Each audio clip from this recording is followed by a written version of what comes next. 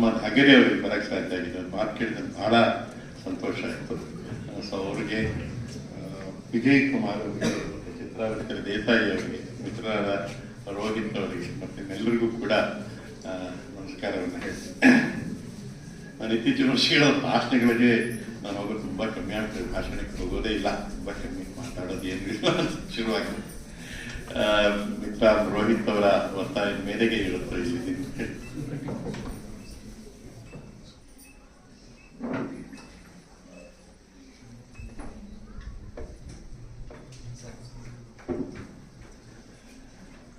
ಇವತ್ತಲ್ಲಿ ಬಹಳ ಸಂತೋಷ ಆಗ್ತಿದೆ. ಯಾಕಂತಂದ್ರೆ ಸುಮಾರು ಶಾಲಾ ಕಾಲೇಜುಗಳಿಗೆ ಹೋದಾಗ ಗಾಂಧಿ ಬಗ್ಗೆ ಮಾಡೋ ಕಾರ್ಯಕ್ರಮಗಳು ಸರ್ಕಾರದ ಒತ್ತಾಯದ ಮೇರೆಗೆ ಆಗ್ತಾ ಇದೆ. ಯಾವುದು ಬರೀ ಶಿಷ್ಟಾಚಾರ, ಕಾಟಾಚಾರದ ರೀತಿಯಲ್ಲಿ ನಡೀತಾ ಇತ್ತು. ಬಹಳ ಕಾಲೇಜುಗಳಲ್ಲಿ ಇವತ್ತು ಗಾಂಧಿ ಬಗ್ಗೆ ಮಾತಾಡೋದೇ ಇಲ್ಲ. ಎಲ್ಲ ವಾಟ್ಸ್ಆ್ಯಪ್ ಯೂನಿವರ್ಸಿಟಿಗಳು ಗಾಂಧಿಯನ್ನ ಈ ದೇಶದ ಶತ್ರು ಅಂತ ಈಗಾಗಲೇ ಘೋಷಿಸಿಬಿಟ್ಟಿರೋದ್ರಿಂದ ಹೊಸ ತಲೆಮಾರಿನ ಯುವಕರು ಅದ್ರ ಬಹಳ ಆಳದಲ್ಲಿ ನಂಬ್ತಾ ಇರೋದ್ರಿಂದ ಬಹಳ ಭಯ ಕೂಡ ಆಗುತ್ತೆ, ಬಹಳ ನೇಜಿಗೆ ಬರುತ್ತೆ, ಬಹಳ ದುಃಖ ಆಗುತ್ತೆ.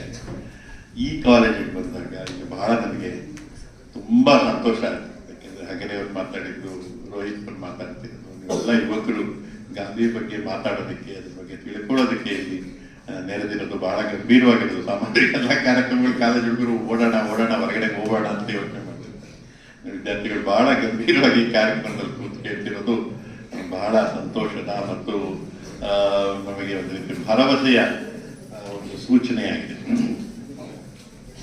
ಗಾಂಧಿ ಬಗ್ಗೆ ಮಾತಾಡಕ್ಕೆ ಹೋದ ಕೂಡಲೇ 10 ವಿಷಯಗಳು ತಲೆ ಒಳಗೆ ಬಂದ್ಬಿಟ್ಟು ಏನ್ ಮಾತಾಡ್ಬೇಕು, ಏನ್ ಬಿಡಬೇಕು ಗೊತ್ತಾಗುತ್ತೆ. ಯಾಕಂದ್ರೆ ಅಷ್ಟೊಂದು ಸಂಕೀರ್ಣವಾದಂತಹ ಮತ್ತೊಂದು ಅಷ್ಟೊಂದು ಸತ್ಯವಾದ ವಿಷಯಗಳನ್ನ ಒಟ್ಟೊಟ್ಟೊಟ್ಟಿಗೆ ಪೋಣಿಸ್ತಾ ಹೋದಂತ ವ್ಯಕ್ತಿ ಗಾಂಧಿ. ಅವ್ರು ಯಾವುದನ್ನು ಕೂಡ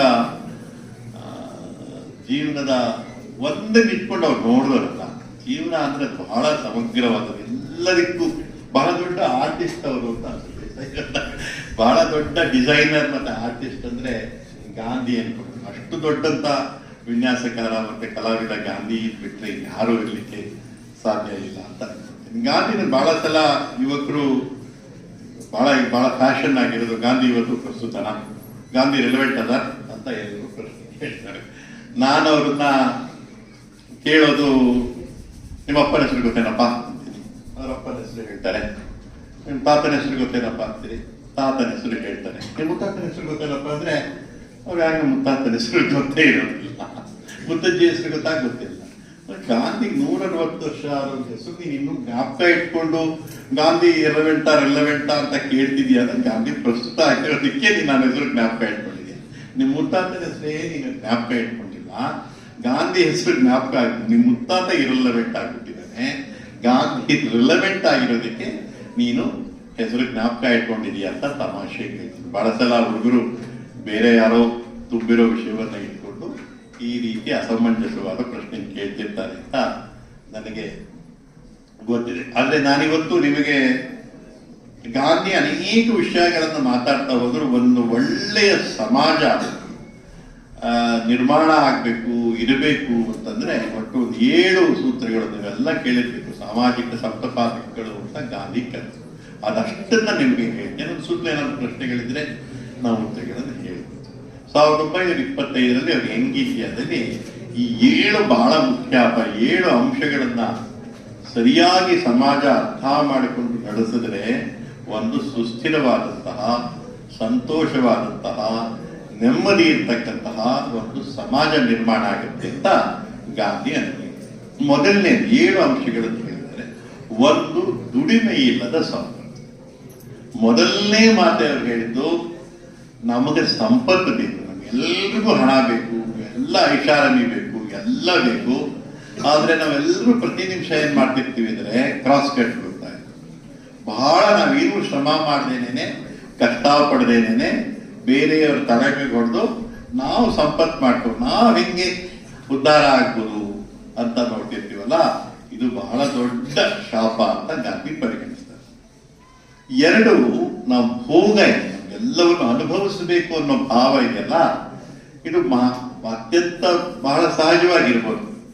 ಆದ್ರೆ ಆ ಭೋಗವನ್ನ ನೀವು ಅನುಭವಿಸುವಾಗ, ಭೋಗಿಸುವಾಗ ಸದಾ ಕಾಲ ಒಂದು ಆತ್ಮಸಾಕ್ಷಿ ಇರಬೇಕು. ಈ ಸರಿನಾ ತಪ್ಪ ಮಾಡ್ತಿರೋ ಸರಿನಾ ತಪ್ಪ. ಮನೆ ದೇಶದಲ್ಲಿ ಒಂದು ದೊಡ್ಡ ಮದುವೆ ನಡೀತು, ಈ ದೇಶ ಕಂಡಿರ್ತಕ್ಕಂಥ ಒಂದು ಮದುವೆ. ಎಲ್ಲ ಮೀಡಿಯಾಗಳು ಅದನ್ನು ಬರೆಯುವುದು, ದೇಶದ ಎಲ್ಲ ಗಣ್ಯಾತಿ ಗಣ್ಯರು ಮದುವೆಗಳು, ಎಲ್ಲ ಹುಡುಗರು ಹುಡುಗಿರ ಬಾಯಲ್ಲಿ, ಮೀಡಿಯಾದಲ್ಲಿ, ವಾಟ್ಸಾಪ್ ಅಲ್ಲಿ, ಫೇಸ್ಬುಕ್ ಅಲ್ಲಿ ಎಲ್ಲರೂ ಆ ಮದುವೆ ವಿಷಯ ಮಾತಾಡ್ತಾರೆ. ಲಜ್ಜೆಗಟ್ಟೋರ ಯಾರ್ಯಾರು ಲಜ್ಜೆ ಇದ್ದಿದ್ರೆ ಆ ಮದುವೆಗೆ ನಾವು ಬರಲ್ಲ ಕಟ್ಟಿ ಅಂತಿದ್ರು. ಅದು ಎಷ್ಟು ಜನ ಹೋಗಿದ್ರು ನೋಡಿ ಆ ಮದುವೆಗೆ. ಅವನಿಗೆ ಮದುವೆ ಮಾಡೋರ್ಗೂ ಒಂದು ಆತ್ಮಸಾಕ್ಷಿ ಇಲ್ಲ, ಆ ಮದುವೆಗೆ ಹೋದವ್ರಿಗೂ ಒಂದು ಆತ್ಮಸಾಕ್ಷಿ. ಅಲ್ಲಿ ಹೋದವ್ರಿಗೆಲ್ಲ ಸೈಟ್ಗಳು, ಅಪಾರ್ಟ್ಮೆಂಟ್ಗಳು, ಕಾರ್ಗಳು, ಎಲ್ಲರೂ ಪ್ರಶ್ನೆ ಮಾಡಕ್ಕೆ ಇಷ್ಟೊಂದು ದುಡ್ಡು ನೀವು ಹೆಂಗೆ ಬಂತು ಅಂತ ಒಬ್ಬರಾದ್ರೂ ಕೇಳಿದ್ರ? ಎಲ್ಲರೂ ಸಂತೋಷ ಪಟ್ವಿ. ಎಲ್ಲರೂ ಅವ್ರೋಗಿದ್ರು ಇವ್ರೋಗಿದ್ರು ಮದುವೆಲಿ. ಆ ಸಿನಿಮಾ ಸ್ಟಾರ್ ಇದ್ದ, ಈ ಸಿನಿಮಾ ಸ್ಟಾರ್ ಇದ್ದ, ಆ ಯೋಗಿ ಹೋಗಿದ್ದ, ಆ ಸ್ವಾಮೀಜಿ ಇದ್ದ, ಎಲ್ಲ ಸ್ವಾಮಿಗಳು ಹೋಗಿದ್ರು, ವೈರಾಗ್ಯ ಪಡೆದವರು ಹೋಗಿದ್ರು, ಯಾರು ಲೌಕಿಕರಾಗಿದ್ರು ಅವರು ಹೋಗಿದ್ರು, ಎಲ್ಲರೂ ಆ ಮದುವೆಗೆ ಹೋಗಿದ್ರು. ಅಂತಂದ್ರೆ ನಮಗೆ ನಿಧಾನಕ್ಕೆ ಈ ಸಮಾಜದಲ್ಲಿ ಒಂದು ಆತ್ಮಸಾಕ್ಷಿ ಯಾರ ಹತ್ರ ಹಣ ಇದೆಯೋ ಅವರು ಬಹಳ ಮುಖ್ಯ ಆಗ್ತಿದ್ದಾರೆ ಈ ದೇಶದಲ್ಲಿ ಅನ್ಸುತ್ತೆ.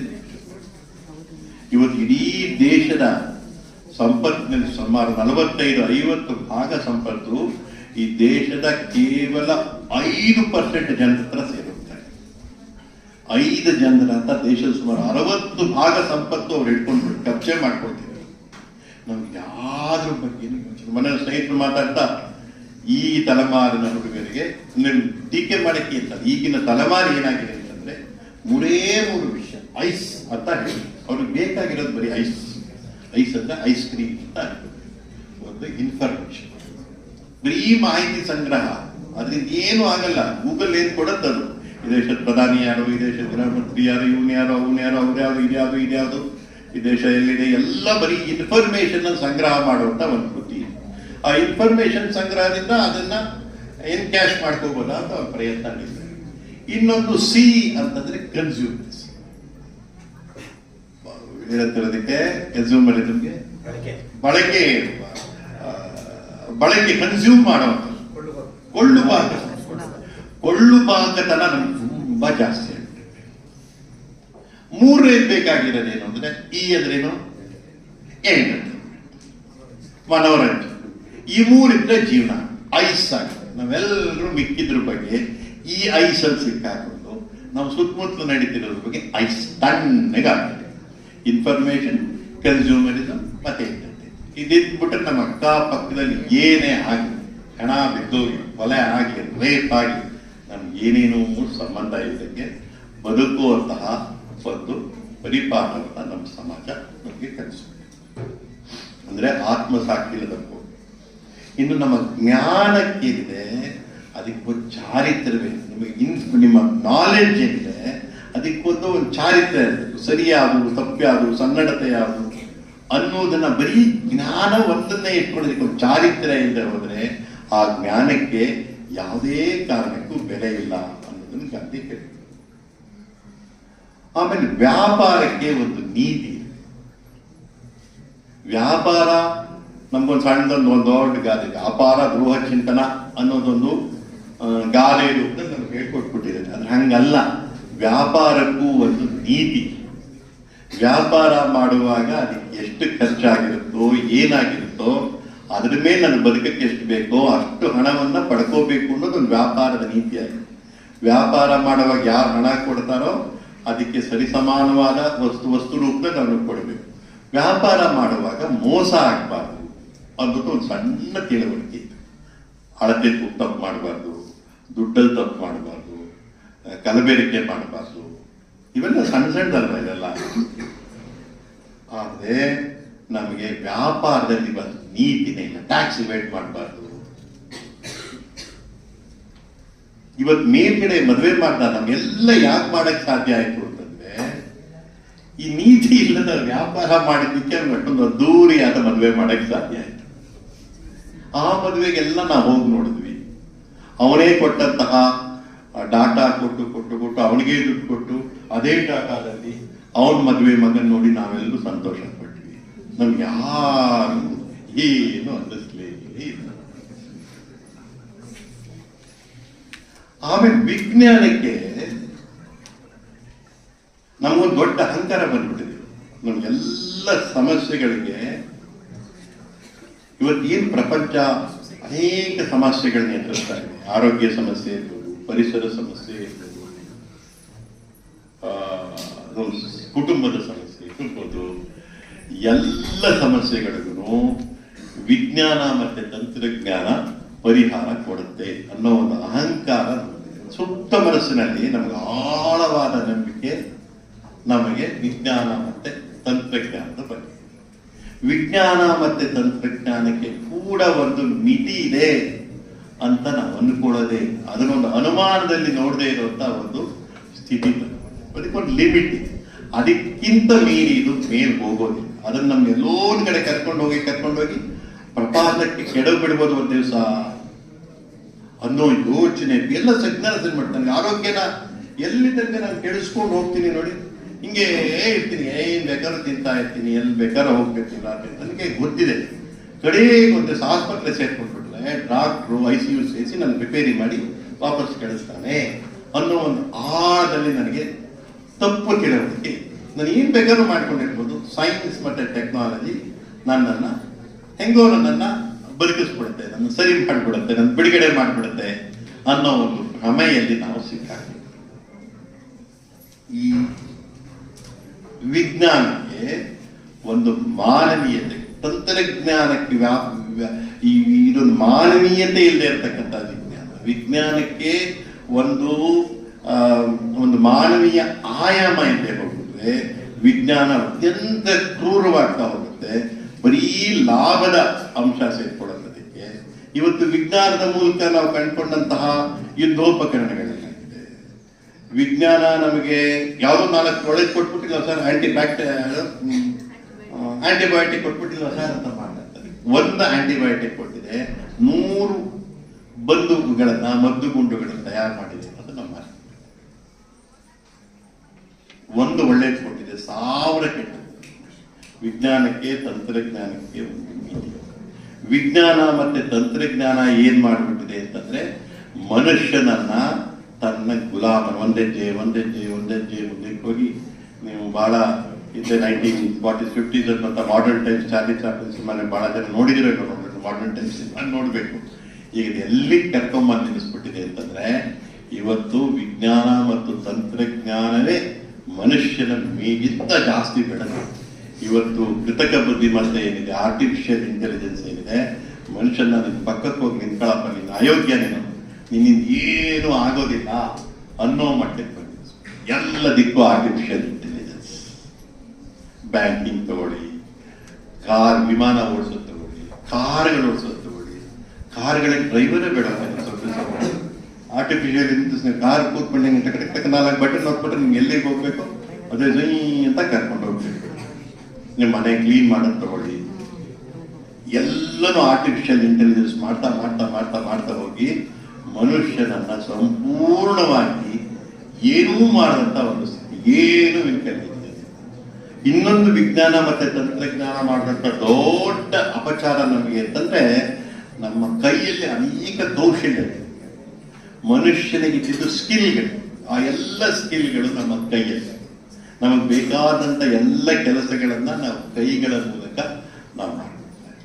ನಮಗೆ ಗೊತ್ತಿದ್ದಕ್ಕಿಂತ ಸುಲಭ ಆಗುತ್ತೆ ಅಂತ ಹೇಳಿ ನಮ್ಮ ಕೌಶಲ್ಯಗಳು, ನಮ್ಮ ಸ್ಕಿಲ್ಗಳನ್ನೆಲ್ಲ ನಿಧಾನಕ್ಕೆ ಆ ಯಂತ್ರಗಳಿಗೆ, ವಿಜ್ಞಾನಕ್ಕೆ ಧಾರೆ ಹಿಡಿತಾ ಕಡೆಗೆ ಏನಾಗುತ್ತೆ, ನಮಗೆ ಮರೆತೇ ಹೋಯ್ತು. ನಮ್ಮ ಸ್ಕಿಲ್ಗಳೆಲ್ಲ ಮೆಷಿನ್ಗೆ ಸಿಕ್ಕಾಕೊಂಡ್ಬಿಟ್ಟು ನಾವು ಸ್ಕಿಲ್ ಎಲ್ಲದಕ್ಕೂ ಕೂಡ ನಾವು ವಿಜ್ಞಾನ ಮತ್ತೆ ತಂತ್ರಜ್ಞಾನವನ್ನ ಅವಲಂಬಿಸಿಬಿಡ್ಬೇಕು.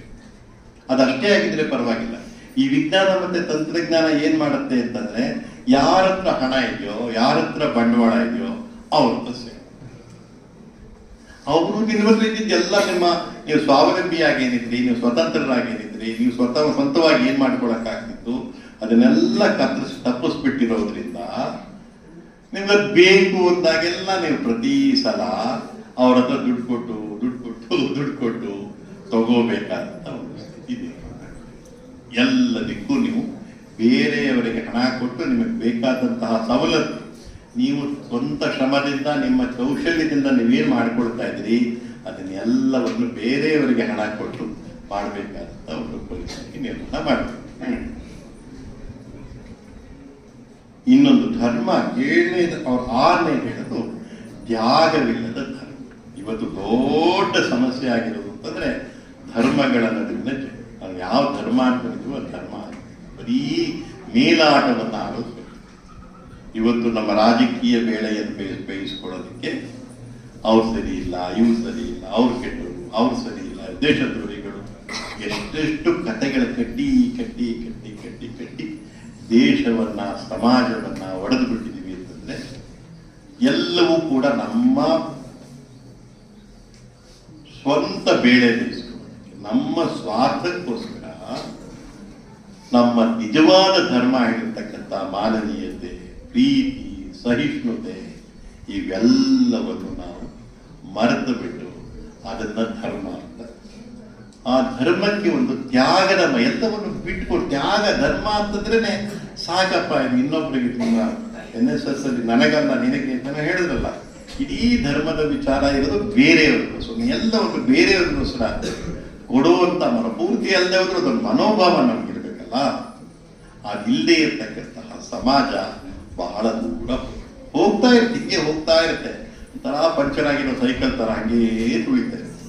ಆಯಿಲ್ ಇಲ್ಲದೆ ಇರೋ ಬೈಕ್ ಓಡ್ತಾ ಇರ್ತಾರೆ, ಹಂಗೆ ಸಮಾಜ ಸ್ಮೂತ್ ಆಗಿ ಓಡ್ತಾ ಇದೆಯಾ ಅಂತ ಕೇಳಿದ್ರೆ ಸ್ಮೂತ್ ಆಗಿ ಆ ತರದ ಒಂದು ಸಮಾಜ ಸೃಷ್ಟಿಯಾಗುತ್ತೆ. ಇನ್ನು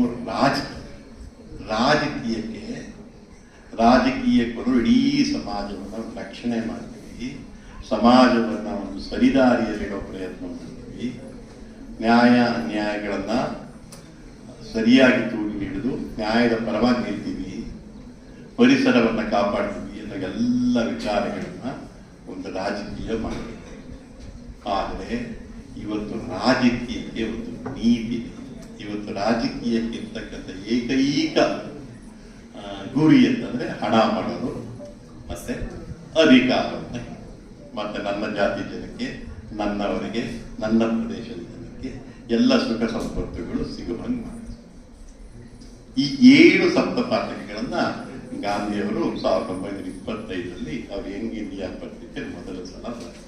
ಇದಿಷ್ಟು ಸರಿ ಹೋಗದೆ ಹೋದ್ರೆ ಸಮಾಜ ಸರಿ ಹೋಗೋದು ಕಷ್ಟ ಅಂತ ಅದು ಹಾಗೆ 25 ಇವಾಗಲೇ 50 ಎಷ್ಟು ವರ್ಷ, 25 ಅಂದ್ರೆ ಸರಿಗ 25 100 ವರ್ಷ ಆಗ್ತಾ ಇದೆ. 100 ವರ್ಷದ ಹಿಂದೆ ಗಾಂಧಿಯವರು ಬರೆದಂತ ಈ ಮಾತು ಇವತ್ತಿಗೆ ಅವತ್ತಿಗಿಂತ ಹೆಚ್ಚು ಪ್ರಸ್ತುತ ಆಗ್ತದೆ. ನಿಂತ್ಕೊಂಡು ನೋಡಿ, ಎಲ್ಲ 7 ಪಾತಕಗಳು ನೋಡ್ತಾ ಹೋಗಿ ಅವತ್ತಿಗಿಂತ ಇವತ್ತು ಅದರ ತೀವ್ರತೆ, ಇಂಟೆನ್ಸಿಟಿ ಜಾಸ್ತಿ ಆಗಿದೆ, ಅದರ ವಿಸ್ತಾರ ದೊಡ್ಡದಾಗ್ತಾ ಹೋಗಿದೆ. ಬದುಕೋದಕ್ಕೆ ಬಹಳ ಐಸ್ ಆಗಿಬಿಟ್ಟಿದ್ದವ್ರಿಗೆ ಗೊತ್ತಾಗಿಲ್ಲ, ಐಸ್ ಆಗಿದ್ದವ್ರಿಗೆ ಕಟ್ಟಿದೆ. ಆ ಇನ್ಫಾರ್ಮೇಶನ್ ಕನ್ಸ್ಯೂಮರಿಸಮ್ ಎಂಟರ್ಟೈನ್ಮೆಂಟ್ ಅಲ್ಲಿ ಇದ್ದವ್ರಿಗೆ ಏನು ಅನ್ನಿಸ್ತಾ ಇಲ್ಲ, ಬಹಳ ಆರಾಮಾಗಿ ಐಸ್ ಕ್ಯಾಂಡಿ ತಿನ್ಕೊಂಡು ಕಾಲೇಜ್ ಬಿಟ್ಟ ಮೇಲೆ ಚುರುಮುರಿ ತಿನ್ಕೊಂಡು ಖುಷಿಯಾಗಿರ್ತಾರೆ, ನೋ ಪ್ರಾಬ್ಲಮ್. ಯಾರಾದ್ರೂ ಐಸ್ ಇಂದ ಸ್ವಲ್ಪ ಹೊರಗೆ ಬಂದು ನೋಡೋಕೆ ಶುರು ಮಾಡಿದ್ರೆ ಸುತ್ತಮುತ್ತಲಾಗ್ತಾ ಇರೋ ದೊಡ್ಡ ಅನಾಹುತದ ಅರಿವಾಗುತ್ತೆ. ಒಂದು ಒಳಗಡೆಯಿಂದ ದೊಡ್ಡ ಫ್ರಸ್ಟ್ರೇಷನ್ ಅಂತ, ಸರಿ ಇಲ್ಲ ಸರಿ ಇಲ್ಲ ಸರಿ ಇಲ್ಲ. ಈ ಫ್ರಸ್ಟ್ರೇಷನ್ ಉಂಟಾಗಬಾರ್ದು. ನೀವು ಐಸ್ ಆಗಿ ಇರಬೇಕು ಅಂತ ಹೇಳಿ ಒಂದು ವ್ಯವಸ್ಥೆ ಕೆಲಸ ಮಾಡಿದೆ. ಎಲ್ಲರೂ ಐಸ್ ಆಗ್ಬೇಕು ಅನ್ನೋದೇ ಈ ವ್ಯವಸ್ಥೆ ಉದ್ದೇಶ. ನೀವೊಂದ್ಸಲ ಐಸ್ ಅಲ್ಲ ಅಂತಂದ್ರೆ ಇದನ್ನೆಲ್ಲ ಪ್ರಶ್ನೆ ಮಾಡಕ್ಕೆ ಬಹುಶಃ ನಾವು ಸಣ್ಣವರಿದ್ದಾಗ, ರೋಹಿತ್ ಸಣ್ಣವರಿದ್ದಾಗ ಏನಾದ್ರೂ ಅಂದ್ರೆ ಕಾಲೇಜ್ ಸ್ಕೂಲ್ಗಳಲ್ಲಿ ಒಂದು ಪ್ರೊಟೆಸ್ಟ್ ಮಾಡ್ತೀವಿ, ಒಂದು ಧರಣಿ ಮಾಡ್ತೀವಿ, ಒಂದು ವಿರೋಧ ಮಾಡ್ತೀವಿ, ಒಂದು ಪ್ರತಿಭಟನೆ ಮಾಡ್ತೀವಿ. ಈಗಿನ ಹುಡುಗರು ಯಾಕೆ ಒಂದು ಒಬ್ಬರು ಹೊರಗೆ ಬರೋದಿಲ್ಲ. ಹೊರಗೆ ಬರೋಕೆ ಅವ್ರಿಗೆ ಏನು ಅನ್ನಿಸ್ತಾನೆ ಇಲ್ಲ. ಏನೋ ಒಂದು ಸ್ಕೂಲ್ ಬಸ್ದು ಏನು ದೊಡ್ಡಂತೆ ಅದನ್ನು ವಿದ್ಯಾರ್ಥಿಗೆ ಬಸ್ ಪಾಸ್ ಅಲ್ಲಿ ಒಂದು 50 ರೂಪಾಯಿ 20 ರೂಪಾಯಿ ಜಾಸ್ತಿ ಮಾಡಿಬಿಟ್ರು, ಭಾಳ ಅನ್ಯಾಯ ಆಗುತ್ತೆ, ಭಾಳ ಅನ್ಯಾಯ ಆಗುತ್ತೆ ಅಂತ ಎಲ್ಲ ಹುಡುಗರು ಹೊರಗೆ ಬರೋರು. ಯಾವುದೋ ಒಬ್ಬ ಒಳ್ಳೆ ಮೇಸ್ಟ್ರಿ ಟ್ರಾನ್ಸ್ಫರ್ ಆಗಿರೋ ಅಂತ ಅಲ್ಲ ಅಂತ ಏನೋ ಒಂದು ಕಾರಣಕ್ಕೆ ರಸ್ತೆಗಿಳಿದು ಒಂದು ಹೋರಾಟ ಮಾಡೋದು. ಅದರಿಂದ ಒಂದು ಸತ್ಯ ಯಾವುದು, ಅಸತ್ಯ ಯಾವುದು, ನ್ಯಾಯ ಯಾವುದು, ಅನ್ಯಾಯ ಯಾವುದು ಅನ್ನೋದಕ್ಕೆ ಒಂದು ಮುಖಾಮುಖಿ ಆಗ್ತದೆ. ಇವತ್ತು ಮುಖಾಮುಖಿ ಆಗಕ್ಕೆ ಅವಕಾಶವೇ ಇಲ್ಲ. ಬೆಳಿಗ್ಗೆಯಿಂದ ಸಂಜೆ ತನಕ ಸ್ವಲ್ಪ ಪ್ರೊಫೆಷನಲ್ ಕೋರ್ಸ್ ಹೋಗ್ತಿದ್ದಂಗೆ ನಿಮ್ಗೆಲ್ಲ ಸಾಲ ಮಾಡಿ ಓದಿಸೋದು ಕಲಿಸ್ಬಿಟ್ಟಿದ್ದಾರೆ. ನೀವು ಎಂಜಿನಿಯರಿಂಗ್ ಹೋಗ್ತಿದ್ದಂಗೆ, ಮೆಡಿಕಲ್ ಹೋಗ್ತಿದ್ದಂಗೆ ಫಸ್ಟ್ ಇಯರ್ಲೇ ಸಾಲ ಶುರುವಾಗ್ತದೆ. EMI ಕಟ್ಟಕ್ಕೆ ಶುರು ಮಾಡುತ್ತೆ. ನೀವು ಕೋರ್ಸ್ ಮುಗಿದ ತಕ್ಷಣ ಆ ಹುಡುಗರಿಗೆ ಅವಾಗಲೇ ಯೋಚನೆ ಶುರುವಾಗ್ತದೆ. 5 ವರ್ಷ ಮುಗಿಯೋರಿಗೆ ನಾವು ಸಾಲ ಒಂದು 25 ಲಕ್ಷ ರೂಪಾಯಿ ಆಗ್ಬಿಟ್ಟಿರುತ್ತಪ್ಪ, ಅದು ತೀರ್ಸೋದು ಹೆಂಗೆ ಅಂದ್ಬಿಟ್ಟು ಚಳವಳಿ ಚಳವಳಿಗಳ ವಾಪಸ್ EMI ಕಟ್ಬಿಟ್ಟು ಕೋರ್ಸ್ ಮುಗಿಸ್ಕೊಂಡೋಗಿ ಕೇಳ್ಕೊಂಡ್ಬಿಡೋಣ ಅಂತ ಅವ್ರಿಗೆ ಯೋಚನೆ ಮಾಡ್ತಾರೆ. ಸಮಾಜದ ಬಗ್ಗೆ ಯೋಚನೆ ಆಗೋದೇ ಇದು ಒಂದು ವ್ಯವಸ್ಥೆ ಹೇಳಿಕೊಡ್ತಾರೆ. ಇಡೀ ವ್ಯವಸ್ಥೆ ನಡೆಸ್ತಾ ಇರೋರು ಇವತ್ತು ಮಾಡ್ತಿರೋದು ಎಲ್ಲ ಐಸ್ ಮಾಡೋ ಕಡೆಗೆ ಇದು ಆಗ್ತದೆ. ಮತ್ತು ನಮ್ಮ ಇಡೀ ಶಿಕ್ಷಣ ಇದೆಯಲ್ಲ, ಇದು ನಾವು ಕೃಷಿ ಸಮಾಜದಿಂದ ಔದ್ಯೋಗಿಕ ಇಂಡಸ್ಟ್ರಿಯಲ್ ಏಜ್ಗೆ ಹೋಗೋ ಸಮಯದಲ್ಲಿ ಹುಟ್ಟಾಕಿದಂಥ ಶಿಕ್ಷಣ ವ್ಯವಸ್ಥೆ. ಇವೆಲ್ಲ ನಾವು ಕಲಿತಿರೋದು ಬಹಳ ಒಂದು 50 ನಾವು ಸ್ಕೂಲು ಕಾಲೇಜಲ್ಲಿ ನಾವು ಪಾಠ ಮಾಡ್ತಿರೋದು, ನೀವು ಕೇಳ್ತಿರೋದು ಹೆಚ್ಚು ಕಮ್ಮಿ ಒಂದು 60 ವರ್ಷದ ಔಟ್ಡೇಟೆಡ್ ಟೀಚಿಂಗ್ ಮೆಥಡ್. ಇದನ್ನ ನಾವು ಇವತ್ತು ನಿಜವಾಗಿ ಸ್ಕೂಲು ಕಾಲೇಜಿಗೆ ಹೋಗೋ ಅಗತ್ಯತೆ ಇಲ್ಲ. ಯಾಕಂದ್ರೆ ಇನ್ಫಾರ್ಮೇಶನ್ ಹೇಳಿದ್ನಲ್ಲ, ಇನ್ಫಾರ್ಮೇಶನ್ ಎಷ್ಟೊಂದಿದೆ ಅಲ್ವಾ, ನಿಮಗೆ ಬೇಕಾದಷ್ಟಿದೆ. ನೀವು ಅದನ್ನ ಕೇಳಕ್ಕೆ ಇಲ್ಲಿಗೆ ಬರ್ಬೇಕಾ? ನೀವು ಮೊಬೈಲಲ್ಲಿ ಹಿಂಗೆ ಬರುತ್ತೆ, ಅದನ್ನ ಬರೀ ಸ್ಕೂಲಿಗೆ ಬರ್ತಿದ್ರೆ ನೀನ್ ಹೇಳ್ಕೊಡ್ತೀಯ ಸ್ಕೂಲಲ್ಲಿ ನಿಮ್ಗೆ ಅದೇ ಅದೇ ಅದೇ ನಿಮ್ಮ ಮೊಬೈಲಲ್ಲಿರೋ ವಾಟ್ಸಪ್ ಏನೋ ಇನ್ಫಾರ್ಮೇಶನ್ ಇದನ್ನು ಹೊರಗಡೆ ಏನ್ ಮಾಡ್ಬೋದಲ್ರಿ? ಇಲ್ಲಿ ಯಾಕೆ ಬಂದು ಮಾಡ್ತಾ ಇದ್ದೀವಿ ನಮಗೂ ಗೊತ್ತಿಲ್ಲ. ಯಾಕಂತಂದ್ರೆ ಈ ವಯಸ್ಸಿಗೆಲ್ಲ ಒಂದು ಸಮಾಜಕ್ಕೆ, ಈ ವ್ಯಾಪಾರೀಕರಣಗೊಂಡಿರ್ತಕ್ಕಂಥ ಸಮಾಜಕ್ಕೆ 2 ವರ್ಗದ ಜನ ಬೇಡ. ಯಾರ ಜೋಬ್ನಲ್ಲಿ ದುಡ್ಡಿದೆಯೋ ಅವ್ರು ಮಾತ್ರ ಬೇಕು. ಯಾಕೆಂದ್ರೆ ಅವ್ರು ಕನ್ಸ್ಯೂಮರ್ಸ್. ಅವ್ರು ಕೊಳ್ಳುಬಾಕ ಸಂಸ್ಕೃತಿಗೆ ಉಂಟಾಗಿರ್ತಕ್ಕಂಥ ಸುಮಾರು 25 ವರ್ಷದಿಂದ 55 ವರ್ಷದ ಜನನ ಕಂಡ್ರೆ ಈ ವ್ಯವಸ್ಥೆಗೆ ಬಹಳ ಇಷ್ಟ. ಯಾಕೆಂದ್ರೆ ಅವ್ರ ಕೈಲಿ ಹಣ ಓಡಾಡ್ತಾರೆ. ಈ 18 ವರ್ಷದೊಳಗಡೆ ಇರೋ ನ್ಯೂಸೆನ್ಸ್ ಇರಲ್ಲ, ಇವ್ರು ಏನು ಪ್ರಯತ್ನ ಇಲ್ಲ, ಕೆಲ್ಸಕ್ಕೆ ಬರಲ್ಲ, ದುಡ್ಡಿಲ್ಲ ಇವತ್ತ ಅಂತೇಳಿ ಇವ್ರು ಕೂಡ ಜಾಗ ಹೊರಗೆ ಬಿಟ್ರೆ ಭಾರಿ ತರಲೆ ಮಾಡ್ತಾರೆ. ಹಂಗಾಗಿ 18 ವರ್ಷಗಳ ಕಾಲ ಇವ್ರನ್ನ ಕೂಡ ಹಾಕಕ್ಕೆ ಒಂದು ವ್ಯವಸ್ಥೆ ಮಾಡಿಕೊಂಡಿರೋದು ನಾವು ಶಾಲಾ ಕಾಲೇಜು.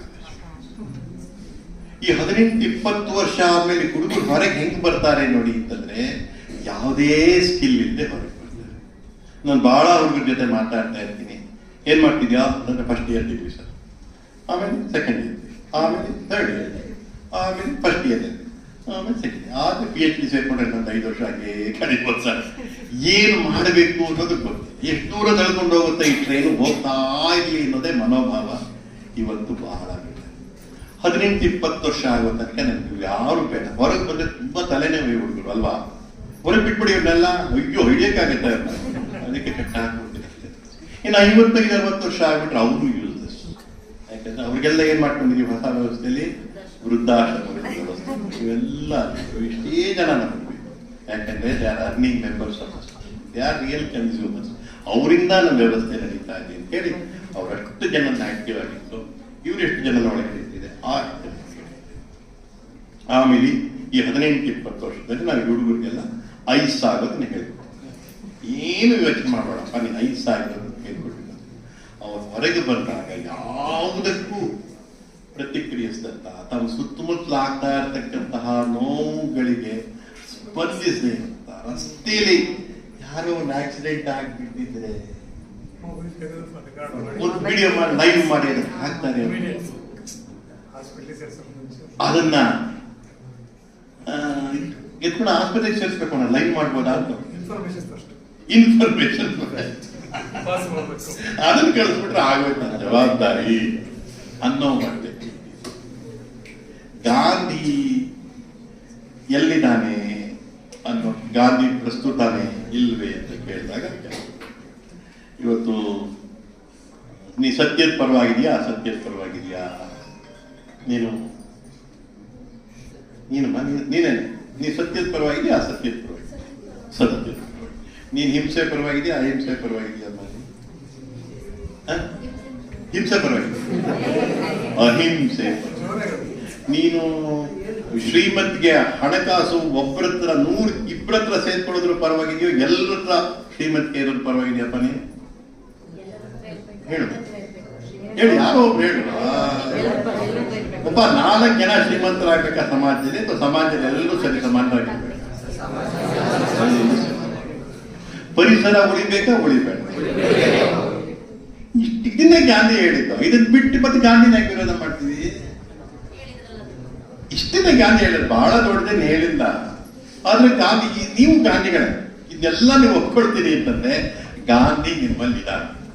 ಆದ್ರೆ ಗಾಂಧಿ ಏನ್ ಮಾಡ್ದ ಅಂತಂದಾಗ, ಇದು ಬಂದಾಗ ನಮ್ಮ ತರ ನಿಮ್ ತರ ಸುಮ್ಮನೆ ಕೂತ್ಕೊಳ್ತಾರೆ. ಈಗ ಅನ್ಸಿದ ತಕ್ಷಣ ಅದಕ್ಕೆ ಅವರು ಮನ ಬಿಡಿತಿತ್ತು, ಒಂದು ಒಂದು ಒಂದು ಒಂದು ಒಂದು ಆಕ್ಷನ್ ಕೈ ಹಾಕ್ತಾರೆ.